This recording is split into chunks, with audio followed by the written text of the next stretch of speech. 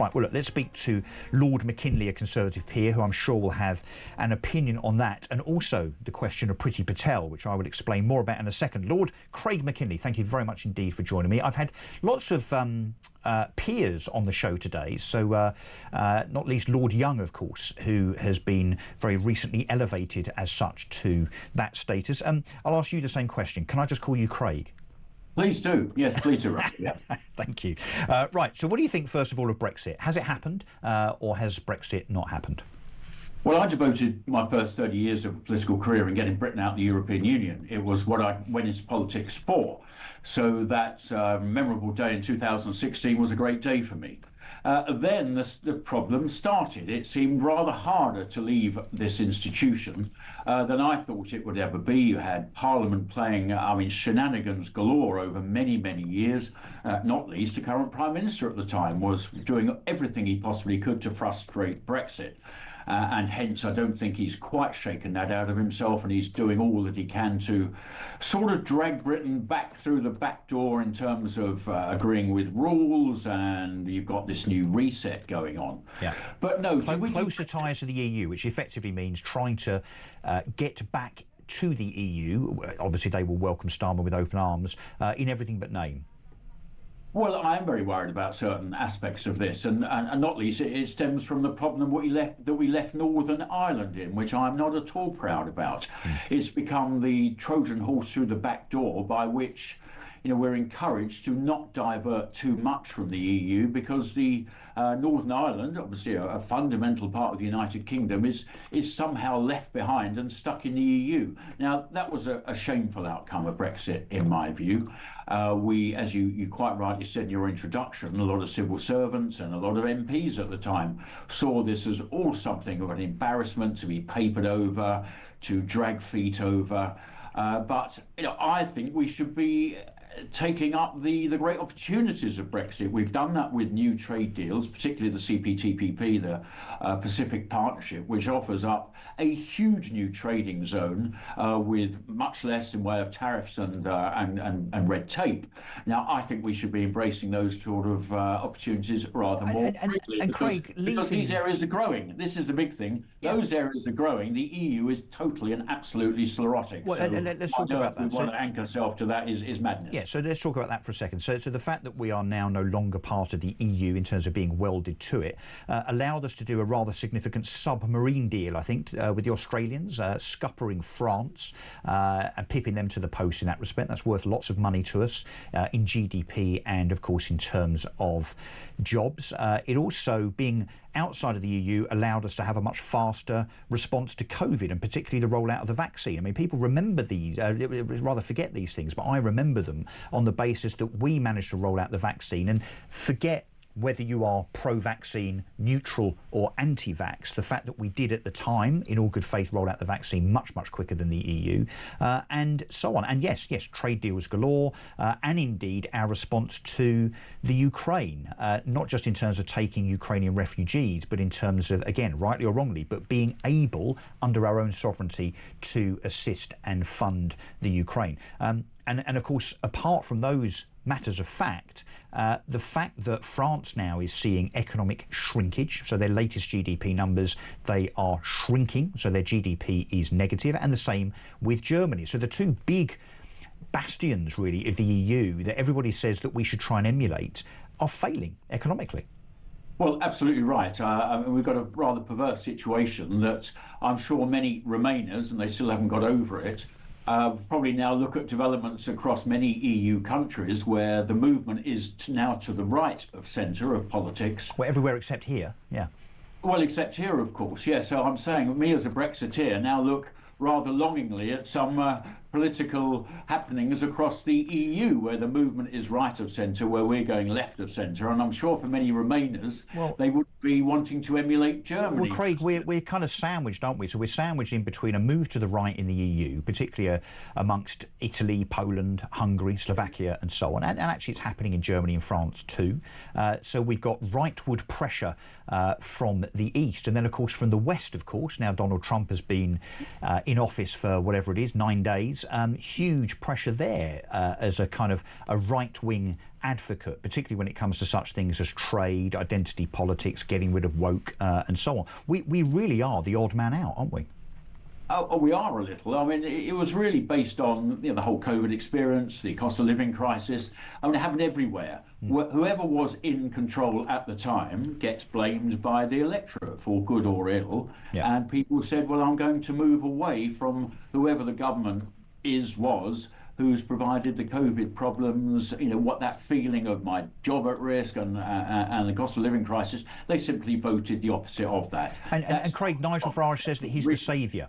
He is going to jump on a horse and, cavalry-like, run to our rescue if he was to become Prime Minister, and that's now looking perhaps less ridiculous than it did 2 or 3 years ago, certainly, in terms of where Reform are now in the polls. Do you think Nigel Farage is the saviour of Brexit? Well, I was the last person to beat Nigel at the polls in 2015 when I won South Thanet and he didn't, which was always a peculiar thing, because I was one of the founders of UKIP before Nigel came along. But that's the stuff of yesterday. But no, it's all very easy to be in opposition and to say what's wrong. We can all see a lot about what's wrong on immigration. Was Brexit done properly? Our tax sort of structure. Very easy to be against things. It's rather more difficult to be in favour of things. Now, I'm certainly never going to denigrate somebody who's voted for reform, because fundamentally they see the world through the same prism that I do. You're all on the same side, aren't you? Which is rather ironic. Well, we are, which is the annoying thing, that Labour have got this landslide majority based on the thinnest percentage result that I think we've ever seen in British politics, because the right stupidly fractured. Yes. And so we've got a hardline socialist government instead of a right-wing, more normal one. And I'm sure that the upper echelons of the Conservative Party and indeed the Reform Party know that in the next year or two there's a big conversation to be had with regard to making sure that there's some kind of agreement, not a merger perhaps, but certainly an agreement in terms of a seat-by-seat strategy. You're going to have to do that, otherwise Labour are back in 2029. Well, Russell, we had a sort of an agreement before in 17 with the DUP to make sure that we could run a government. So, perhaps that loose agreement on matters might be the way forwards. But I'm hoping that everybody puts their heads together and says, do you know what? What is the most dangerous thing for this country is a continuing socialist Labour government. Indeed. And I'm sure Reform voters, Conservative voters want what's best for this country. So I would recommend an accommodation be found. OK, Craig, let's see. If you don't mind, just watch this for a second and then let's have a conversation about it. Ready? Would you like to apologise to all the people that voted Brexit for the fact that you misled them and saying we're going to take back control of our borders, and then you threw them open and let in millions of people? That is totally distortionary, and that's not true. And to be quite frank, we made it quite clear it'd be people from the rest of the world, people with skills based on our economy. And I think people should apologise for those who are saying that actually... You would like an apology? People in the pandemic came here, health and social care visas. What would have happened to our NHS? Are we now saying, are you and others saying we don't need those people in our NHS? So, Craig, I mean, she's one of your lot, I'm afraid. She's a Conservative. She was also Home Secretary for 3 years. Being unapologetic there with regard to the Conservative record on immigration, and actually the bit of the clip, if that had carried on, that really kind of sticks in the throat is where, and that was Priti Patel, by the way, for those that aren't watching on YouTube, Priti Patel, MP for Whittam, former Home Secretary, Conservative MP still, she effectively said that under her tenure, when 1.2 million extra people came to this country as immigrants when she was Home Secretary, that they were the best and the brightest, and therefore that was OK. I have to say to you, Craig, that is not what Conservative voters want to hear, and it may well be why you lost the election. No, that was a very combative interaction she had there with the Sun. With Harry Cole. And, yeah. I mean, I take a different view. I mean, Priti and myself, we get on extremely well. And as you quite rightly say, we occupy a similar wing of the Conservative Party and thinking on most everything. But I have offered an apology to the public about what happened with immigration. On behalf of the Conservative Party? You're apologising on behalf of myself that I was on behalf of myself, really, that I was sitting on the Conservative benches while this was going on. I'm afraid I didn't really see it coming in the way that these numbers... But why didn't Priti Patel get that memo yesterday talking to Harry Cole at The Sun? Well, exactly. I mean, she was in post during those years. Well, no, she was Home Secretary, Craig. I mean, are you critical? Exactly. Are you critical of Priti Patel not apologising like you have? I think I share her criticism of the blob, and I'm afraid that through, very, very apparent from when I speak to Priti, that the blob were very much negotiating a lot of this. That's not to say that she was the boss, she was in control, and in my view, should have had a monthly memo. As Home Secretary, I mean, I don't think that the public watching this that are now suffering at the hands of all of the consequences of open door immigration really buy the fact that the blob are in control. Now, I'm the first to concede that the civil service are dysfunctional. They are activists. They're doing whatever they want. But as Home Secretary, one of the three most senior political positions in the land, why don't you just fire them? Well, I don't know, you'd have to ask Priti that. But I mean, now we look back at these numbers and we look at it the cold light of day. I think this was a very fundamental reason why the public had lost faith in us. And I'm not at all surprised that they said, well, immigration's a big issue. It's the reason that we've got housing problems. It's the reason the public services don't work very well. It's the reason I'm seeing this very massive and rapid cultural change in the area that I live. And I don't like it. And that's what they were telling us very, very clearly. Now, the new leader of the Conservative Party, Kemi, who has chastised Priti Patel overnight, by the way, is saying very clearly that we got it absolutely wrong on immigration. We put our hands up. It crept along. We didn't see it coming. There were some reasons, and that there are reasonable reasons. That is the British passport holders overseas in Hong Kong. We had the Syrian issue. We had Afghanistan, and we had Ukraine. Well, so Craig, can I just say also 40,000 illegal immigrants on boats per year over the last 4 or 5 years, insofar as the Conservative tenure, but also the fact that people were coming here on health visas and student visas, and actually under Conservative Party tenure, allowed to bring their entire family with them. You only stopped that in the middle of 2024. Well, can I tell you what I think was the grossest failure? It is not having an in-out recognised system as you pass through a border.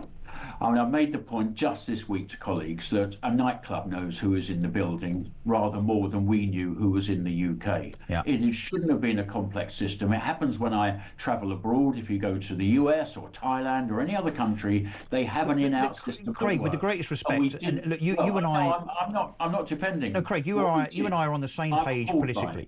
But you and your entire government, and you were obviously in the House of Lords at the time. You're part of this problem. To lament it now and say, I know what we did wrong, we should have done this, this and this. I mean, I'm not sure that that's good enough. I'm not sure it's good enough to blame the civil service. But the big question is, how on earth are Conservative voters going to trust you lot again? Well, that is difficult. That is difficult. I mean, trust has to be earned, and it's very easy to lose. And it's very clear that we lost trust of the electorate. We have to say this is a new people are in control. It's a new Conservative Party. We did that wrong, and we're sorry for that. There were some reasons around it, as I say, Ukraine and other things, but we allowed the number of visas to be issued to get completely out of control. And when you look at that, when we have 9 million people on a form of benefit who are on working age people, to just simply reach for the immigration lever, I'm afraid was lazy. So there's failures across DWP, there's failures across the Home Office, there's lots of failures everywhere. I've never defended it. Doesn't look good, Craig, does it? And you know, sorry that it happened. We can draw a line in terms of, you know, the July election, and it's notable and it's worthy, I think, that there are certain individuals from the Conservative Party like yourself that are saying, hands up, we really got this wrong and this is what we should have done. But Priti Patel, as ex-Home Secretary, a seemingly right-wing Conservative, is still going on to this channel and our sister channel, Never Mind the Ballots with Harry Cole, effectively refusing to acknowledge that it's a problem and not apologising. That's your problem now in terms of the likes of Priti Patel that a lot of us on the right actually may have had and did have quite a lot of time for. If she can't concede, maybe through a misplaced sense of ego, that she was part of the problem and your party and your government were part of the problem, I'm not sure it holds out a lot of hope for you in 2029, frankly. Look, Craig, I'd love you to respond on that. We could talk about this all day.